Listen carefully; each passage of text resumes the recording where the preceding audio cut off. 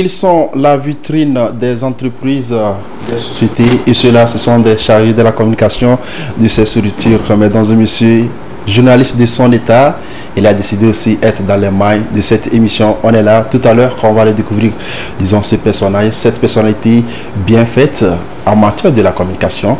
Il va arriver dans quelques instants pour commencer l'émission. On est là de ce soir. Permettez aussi que je vous dise bonsoir, mesdames et messieurs. Bonsoir à toutes et à tous. Et nous y sommes. On va commencer, mais je ne suis pas seul en plateau. Elle est toujours à mes côtés, la Blanche, comme son habit aussi l'indique. Bonsoir à toi. Bonsoir Djilil, bonsoir à tous nos amis téléspectateurs. Plaisir de vous retrouver ce soir dans On est là.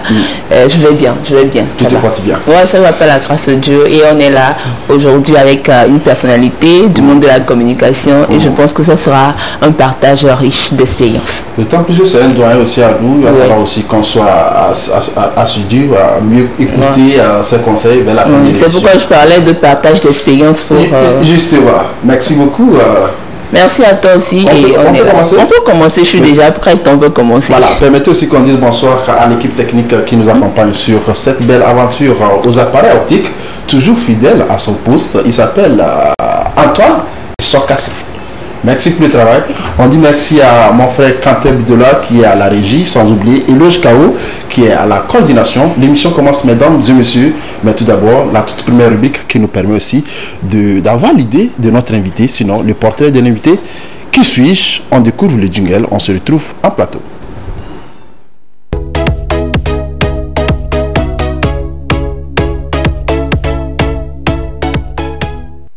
On doit l'introduire avant d'être à nos côtés. Vous le savez, la Blanche a toujours cette possibilité de manier, sinon de changer les choses à sa manière. Et cette fois-ci, avec un portrait ou encore un CV très volumineux de notre invité. Mais elle a su résumer ça en quelques lignes. Le temps aussi d'avoir l'idée. Ouais.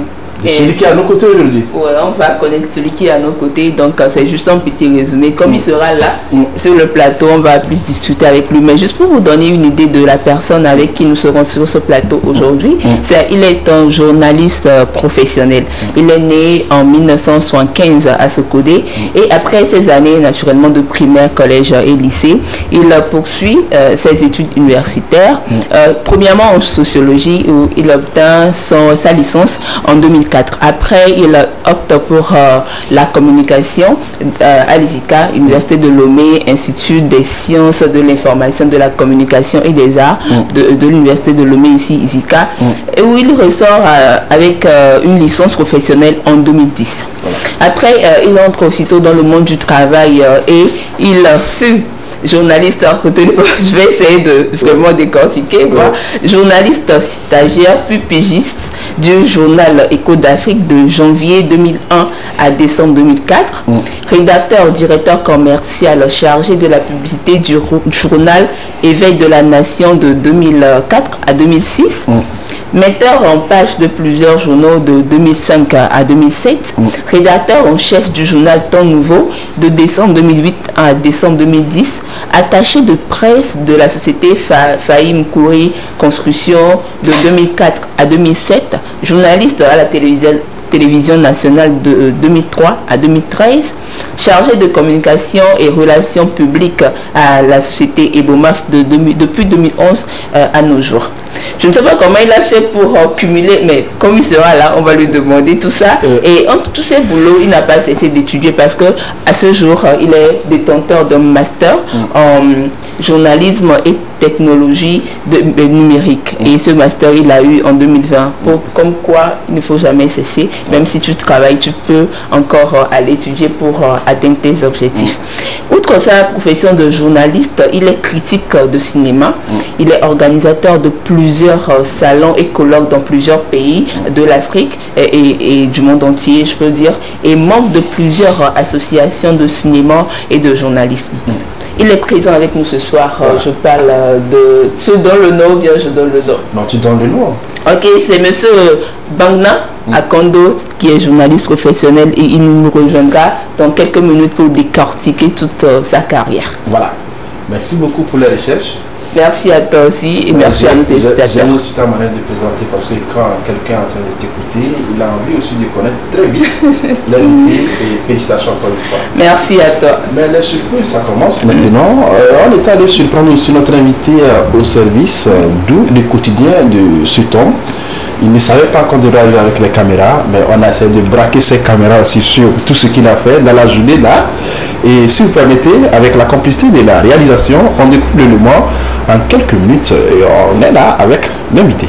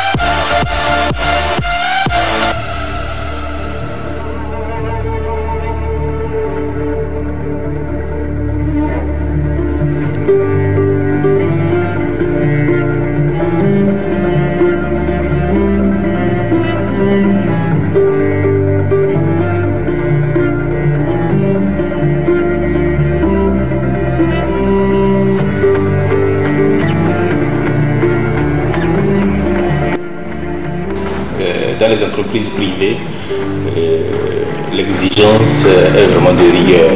Donc, en tant que chargé de communication, la première des choses, depuis notre travail commence depuis la veille.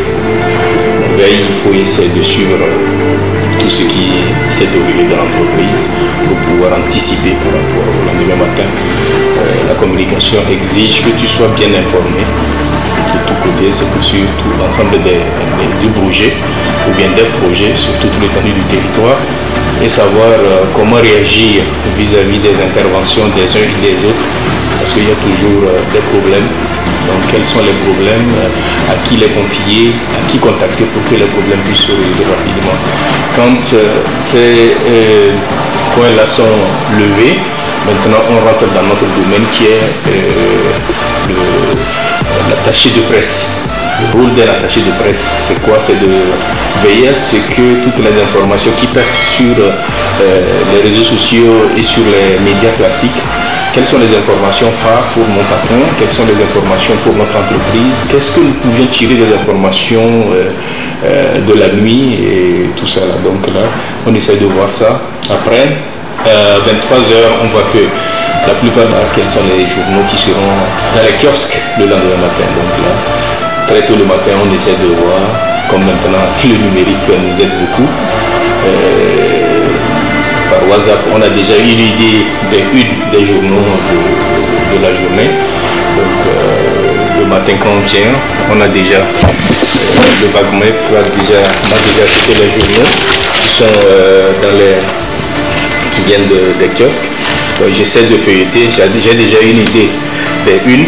Donc il suffit maintenant de voir ce que sur les unes, ce qui nous concerne à l'intérieur du journal.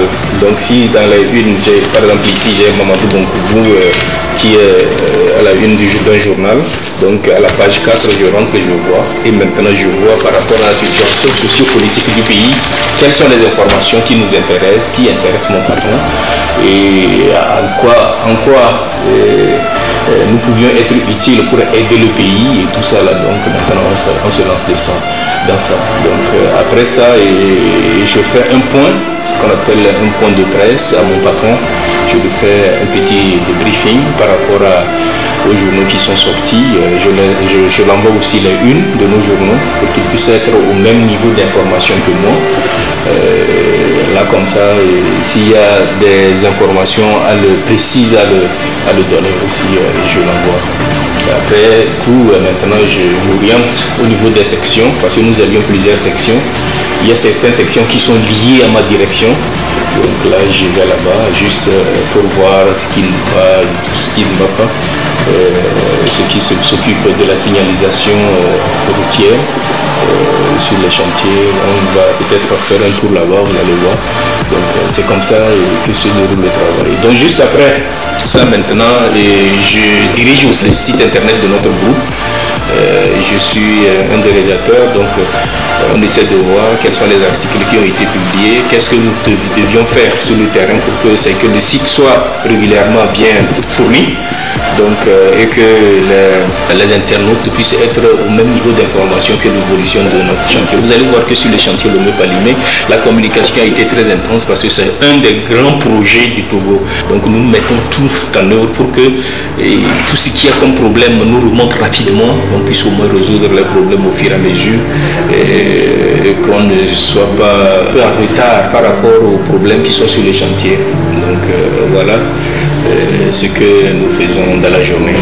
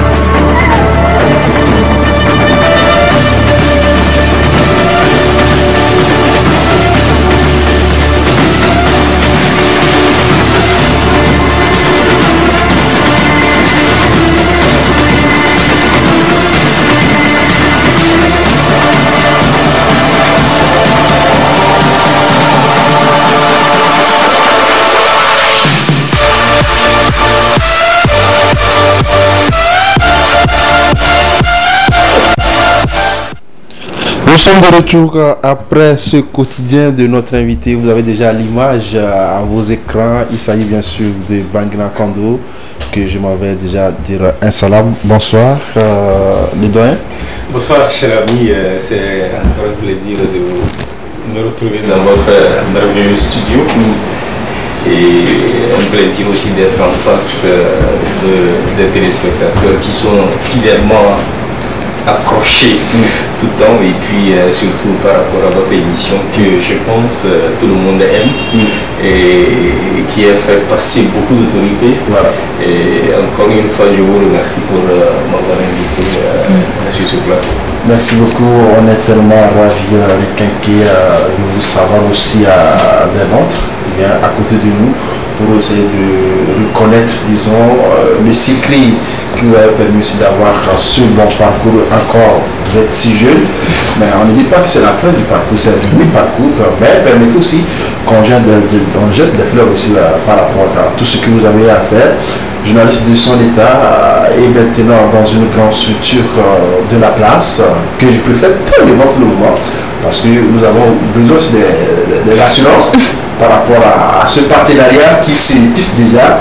Dorénavant, cette structure qui doit être le partenariat partenaire premier privilégié aussi de cette émission-là. Je ne pense pas que je suis en train de dire le contraire. C'est le cas, vous m'en direz dans chaque instant. Et donc, Blanche, on a eu le quotidien, cette fois-ci le manque, n'est-ce pas? On permettait aussi qu'on s'applique aussi dessus des nouvelles.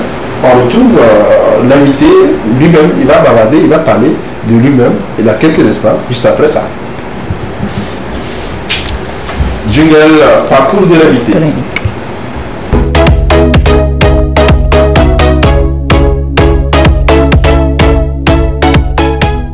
Oui, le portrait, déjà, on l'a eu, je parlais tantôt du parcours de l'invité, mais on peut y aller parce que c'est un lien, le portrait qui nous permet aussi d'aller dans les détails dans ce parcours. Mais Blanche, je te laisse aussi cette charge de poser la toute première question. Ok, c'est d'accord.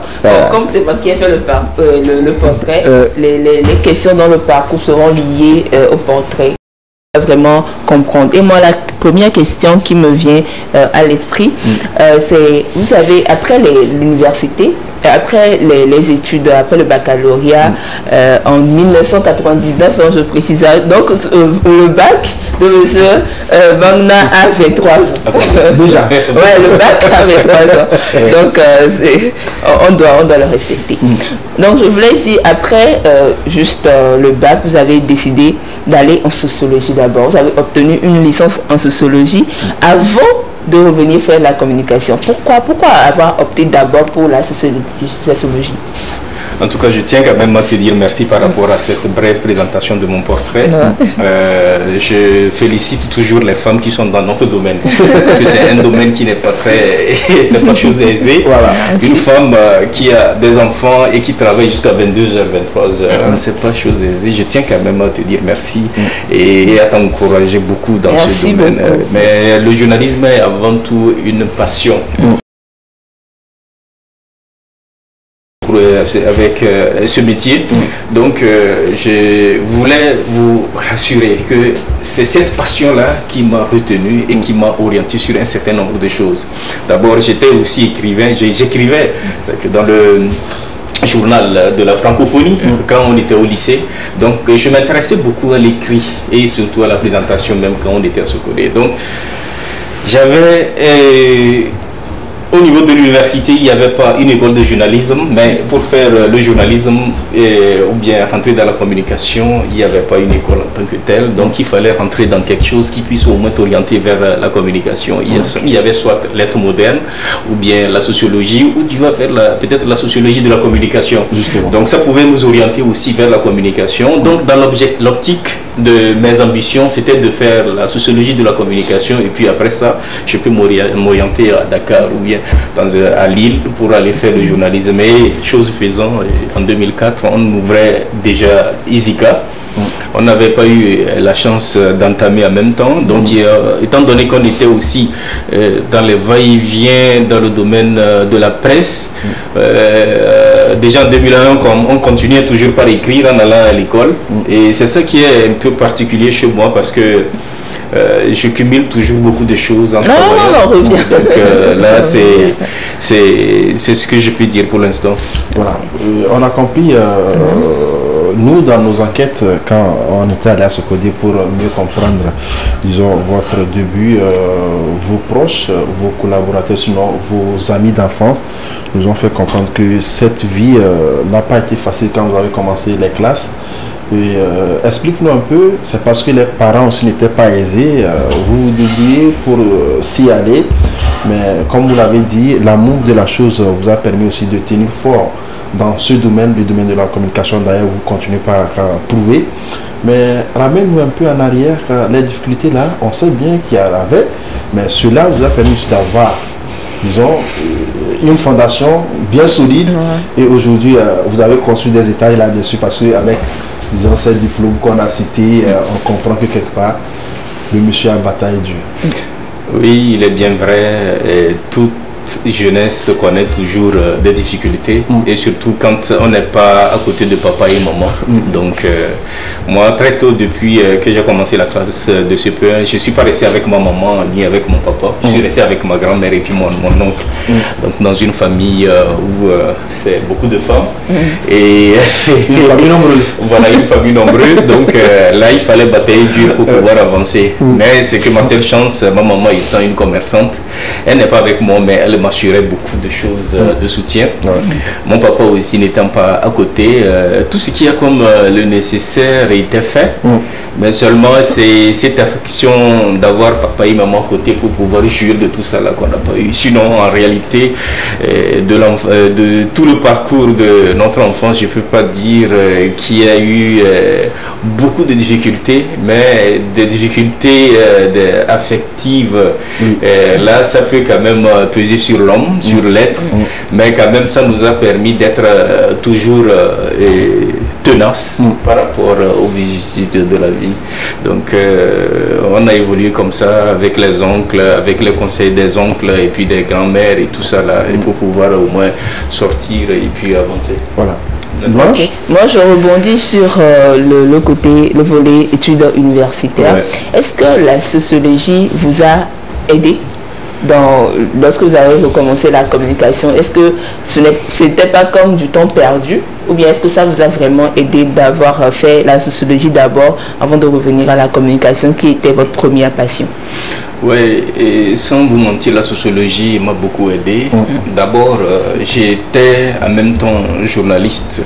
Bon, ben, ICIS, bon, on était dans la presse privée avec des journaux que je dois rendre hommage aujourd'hui.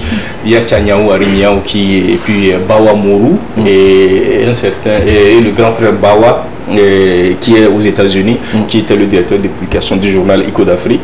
Des gens qui nous ont permis, malgré tout, d'écrire et de faire publier nos feuillets. Donc, au fur et à mesure que nous étions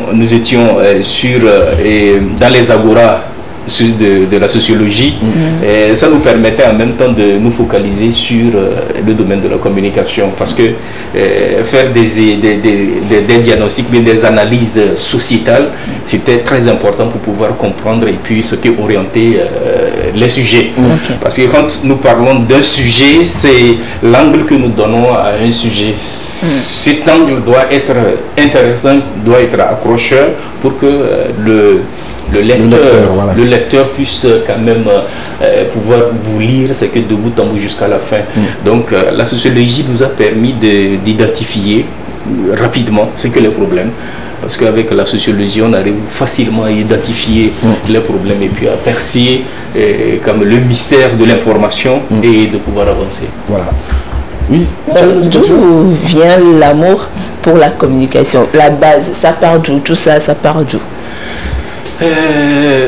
La base, je peux dire que c'est en fait la lecture. Il y avait beaucoup de romans que nous avions lus depuis qu'on était tout petit, surtout les Tarzan, les Rambo, les films, les romans dessins animés autres là. Et surtout il y avait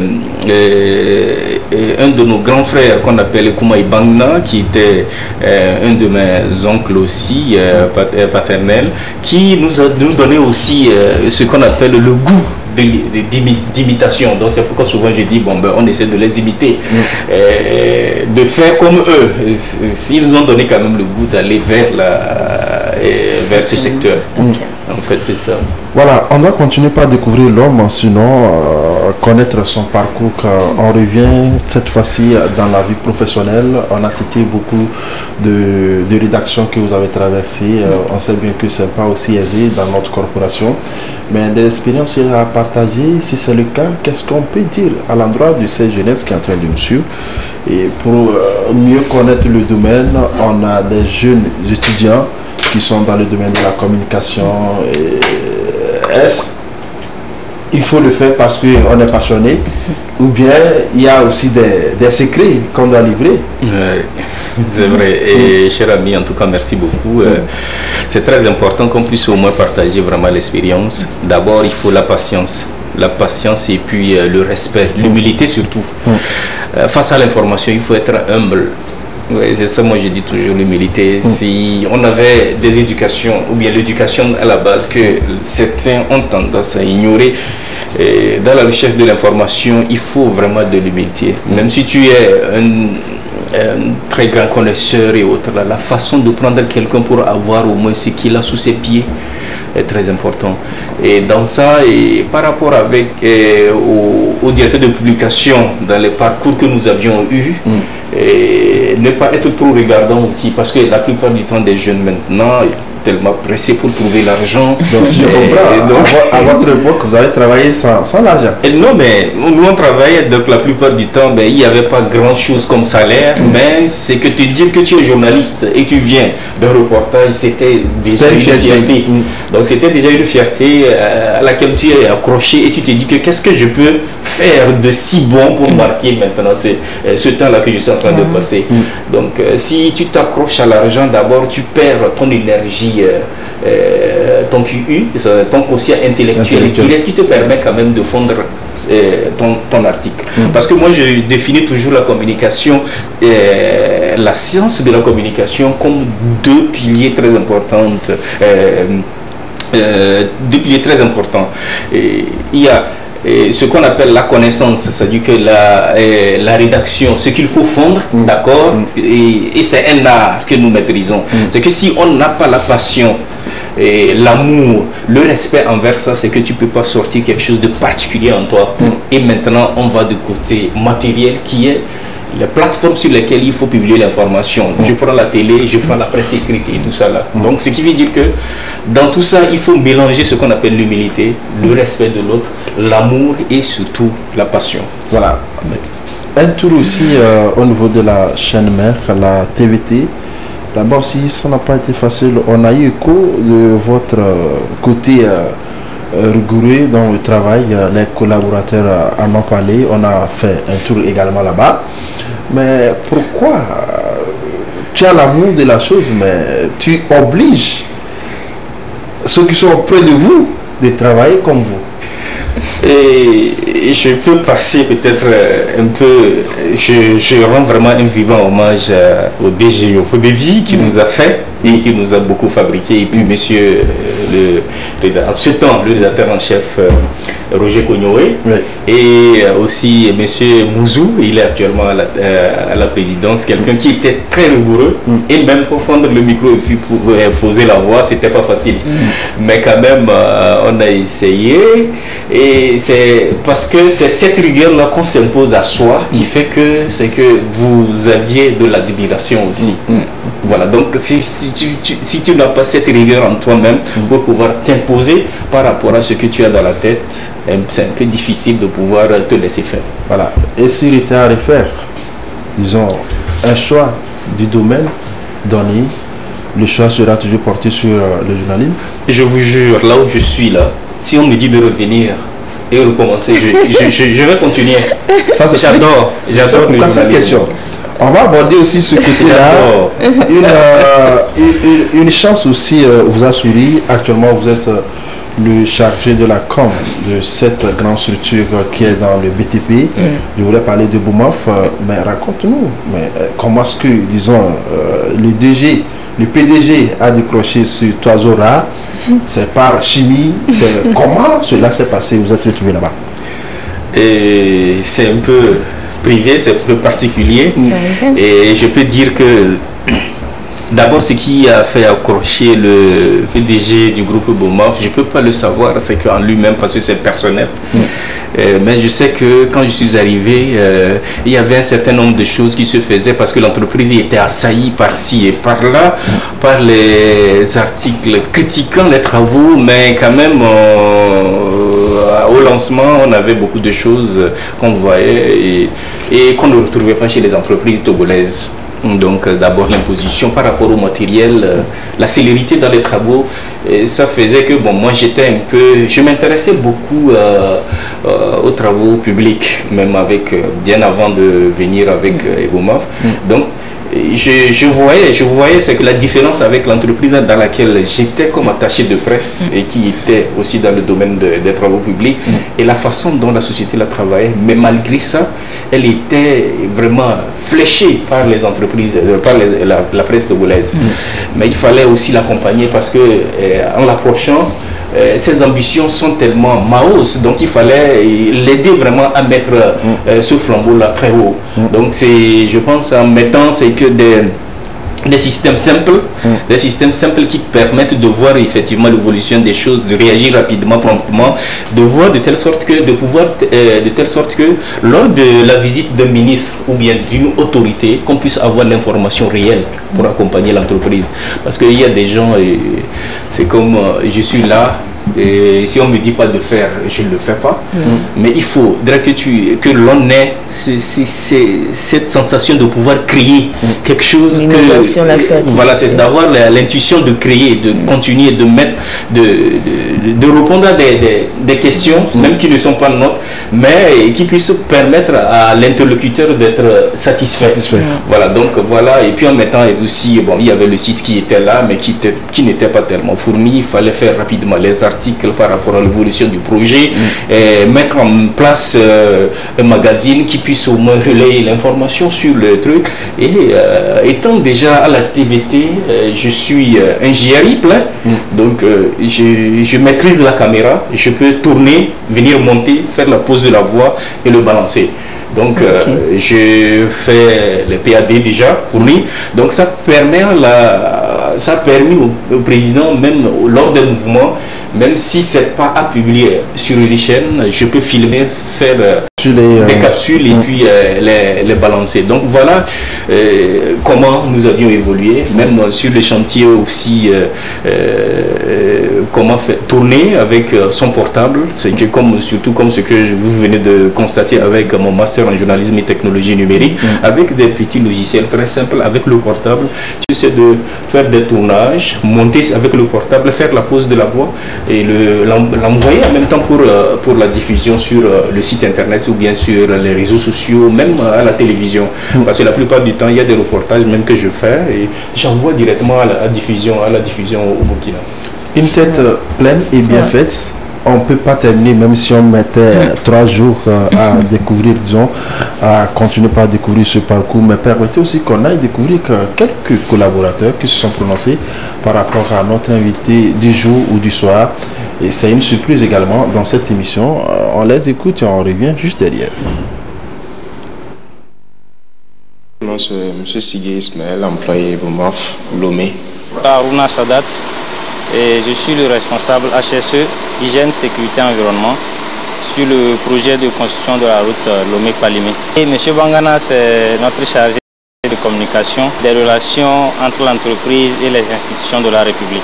M. Bangana, c'est un collaborateur avec lequel nous avons toujours eu de bons rapports dans le cadre professionnel et même hors du bureau. Donc ça se passe très bien. Il est très familial, gentil, il a le sens de l'écoute également. Il ne trie pas, il a l'écoute de tout le monde, jusqu'au dernier manœuvre. Quand il est sollicité, il est toujours disponible. C'est un monsieur très convivial, un monsieur très responsable, très professionnel. Donc je pense que c'est ça qui fait sa bonne personnalité. Il est également adepte du travail bien fait. Il est très perfectionniste et il aspire toujours à la perfection. Cette personne a ses défauts, mais je pense que dans l'ensemble avec M. Bangna, peut-être on va dire c'est la rigueur, c'est la rigueur, mais la rigueur n'a jamais été un défaut. Donc c'est un défaut qui est une qualité peut-être. C'est juste, plus souvent il y a juste la pression, et je pense que en quelque sorte c'est pas mauvais. Ouais, M. Bangana, je lui souhaite plein succès dans sa carrière et qu'il nous rapporte surtout de l'expérience. Et le métissage culturel également, c'est un avantage. Quand tu as la chance de côtoyer d'autres cultures, d'autres identités culturelles, je pense que c'est un acquis. Et je lui souhaite beaucoup de succès et qu'il nous apporte vraiment cette expérience-là, on en a besoin, surtout pour le Togo. Je vous remercie pour cette occasion que vous me donnez de parler de ce monsieur. C'est vraiment un privilège Je n'ai jamais eu l'occasion de le dire en face, mais c'est quelqu'un que j'admire beaucoup. Qui continue toujours à faire ce qu'il fait de bien et voilà, que la collaboration puisse s'établir sur de longues années. Merci, on est là sur la 2. Merci à vous. Merci, on est là sur la 2. Le remerciement, on a reçu ça avec amour, avec joie. Ce sont des collaborateurs de notre invité, Monsieur Bangna. Ouais, ok. Ils se sont prononcés. Amour. Oui, bon, c'est un peu touchant aussi de voir des collaborateurs parler de soi. Et peut-être que c'est à la caméra, peut-être que j'ai encore d'autres défauts qui n'ont pas pu exposer. Ben, je tiens quand même à m'excuser aussi parce que la plupart du temps quand on a la pression face à des personnalités comme notre patron, et c'est comme un président de la République, et tout ce que c'est une tête, M. Bonkungu, ce que tu dis aujourd'hui est toujours dans sa tête. Donc tu ne peux pas dire aujourd'hui le bleu et puis revenir dire que c'est le rouge. C'est ce qui fait notre rigueur face à nos équipes, à nos collaborateurs sur le terrain. Voilà. Et je pense que c'est par rapport à ça que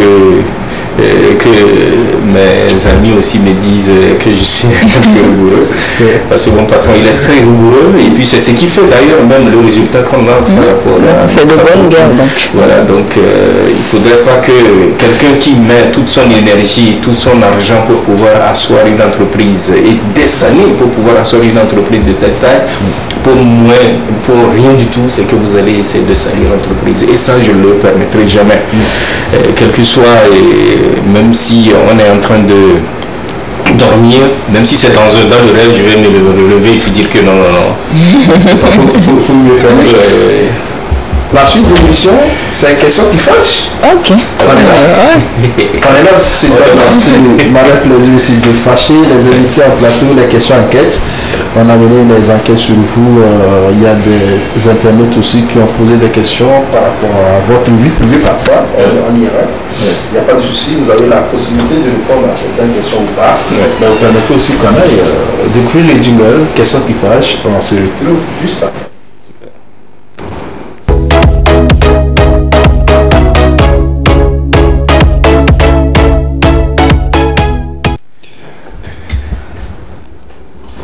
Qui fâche, c'est maintenant la toute première question qui nous vient en tête, c'est de savoir, avant votre arrivée dans cette structure la plus grande, disons, puis actuellement dans notre pays du Togo, il y avait un chargé de la communication, mais qu'est-ce qui s'est passé et subitement vous avez pris sa place?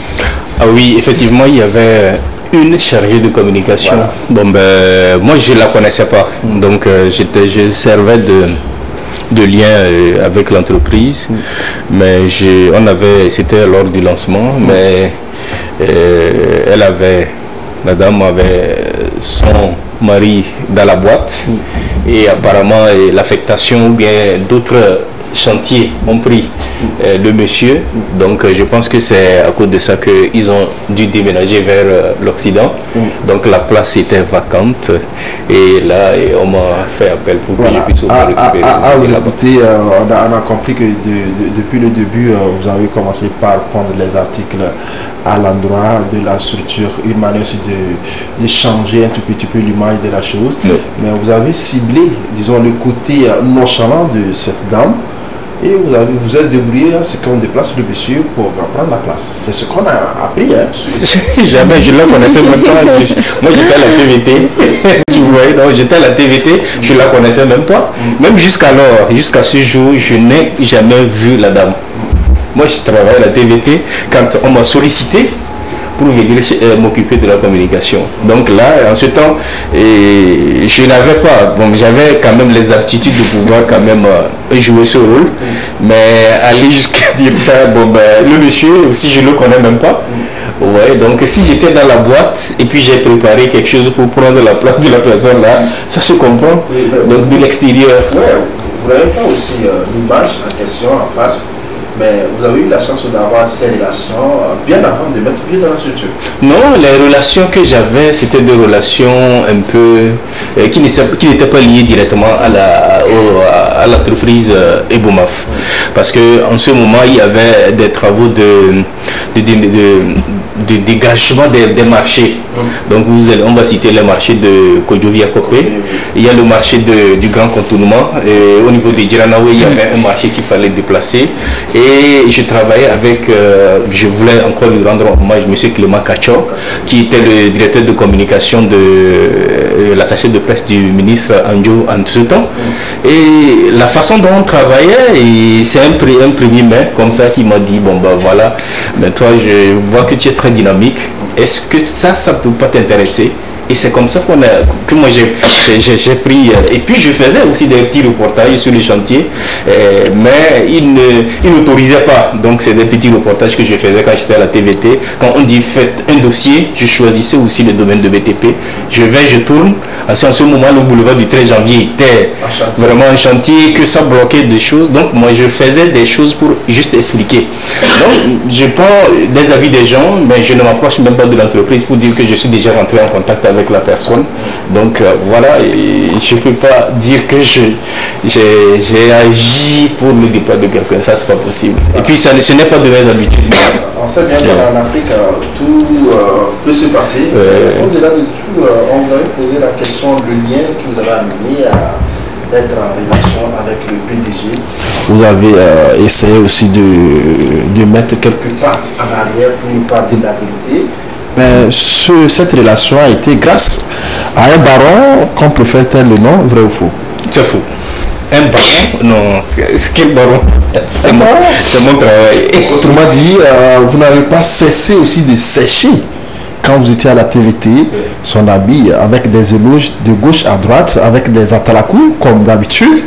Les Ivoiriens aussi les disent, et finalement, vous l'avez accroché, il a dit, mais Miette, je t'envoie quelque part où c'est mieux que là où tu es. C'est faux. C'est faux? Non, je ne l'ai jamais fait ça. Tu as une autre question parce que les internautes, ils nous ont bombardé beaucoup de questionnaires. On va les poser tout à l'heure. On peut continuer. On peut continuer. On va retourner à Sokodé. Celle-ci, ça doit être une vieille connaissance. Il déplore toujours votre côté, entre guillemets, impoli vis-à-vis de vos semblables. Impoli, ça je ne crois pas, parce que la plupart du temps, je peux dire que je suis quelqu'un qui est toujours resté fidèle à ses amis depuis le bas âge. Même des fois, les gens que j'ai carrément oubliés, moi-même je me rappelle et puis je cherche leur numéro et puis je les cherche. Et dans la corporation, vous pouviez quand même demander, je suis l'un des rares avec qui, c'est que les amis avec qui on a poireauté ensemble dans la presse, c'est que même côtoie à tout temps. Il n'y a même pas de barrière. Donc je suis toujours ouvert. Donc ça, je pense que peut-être c'est une personne que je ne connais pas, ou bien peut-être elle n'a pas mon numéro. Sinon, tous mes amis depuis l'enfance, même jusqu'à ce jour, me sont toujours très fidèles et puis ils m'appellent toujours. On dit Monsieur Bangna Kondo est marié, père de plusieurs enfants, mais le côté tout vous plaît beaucoup. Pourquoi toujours ça? Le côté tout, c'est-à-dire côté femme. Non, moi je suis pas trop. Au fait, dans la presse, le défaut du journaliste, c'est d'être. C'est les femmes qui s'intéressent à vous.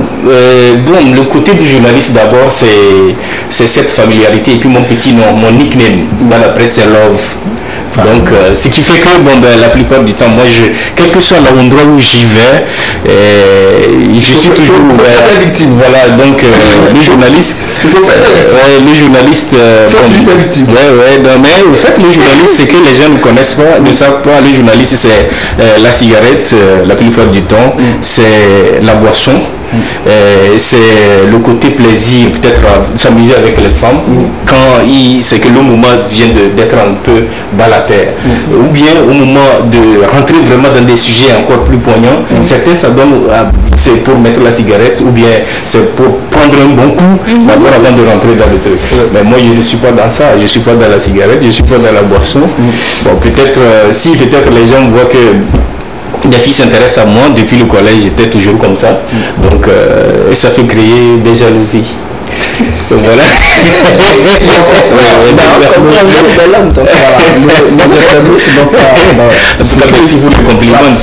Ça prouve combien de fois ils connaissent votre parcours. Il y a une autre question qui nous vient tout droit de Socodé, oui. Avant. Ok, d'accord, vas-y. On va faire cette question. Il dit bonsoir à vous en plateau. Je voulais dire bonsoir à notre invité.